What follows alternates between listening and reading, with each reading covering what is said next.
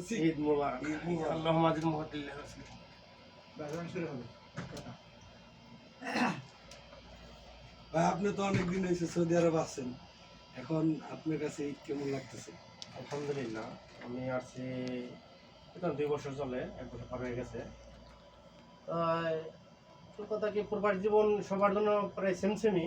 কথা জোরে বলেন। ফ্যামিলির মা বাবা ভাই বোনের হাতে শুধু রাইখা ঈদ করাটা একটু কষ্ট করে হয়। তার পাশে যখন নাকি মানুষ পুরান হয়ে যায় এই জায়গায়, মানুষের সাথে মানুষ চলাফেরা করতে করতে ভালো একটা সম্পর্ক গড়ে ওঠে, তখন আসলে দেশের কথা অতটা মনে থাকে না, অত মনে পড়ে না।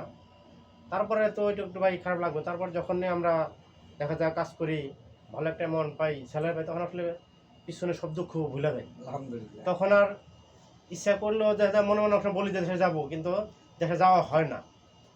খালি ডেট বাড়তেই থাকে এরকম, যে দেশে যাওয়ার কথা মনে থাকে না। যখন ছেলেটা এরকমই হয়। তাই আমি তো শুনতেছি আপনি আসছেন মোটামুটি অনেকদিন হয়েছে। কতদিন হয়েছে আপনার? 3 বছর। মাশাআল্লাহ, কিছু তো করছেন ইনশাআল্লাহ। আলহামদুলিল্লাহ, আল্লাহ আমি কিছু করতে আমি শুনছি নাকি আপনি নাকি আলহামদুলিল্লাহ ভালোই টাকা পয়সা কামাইছেন।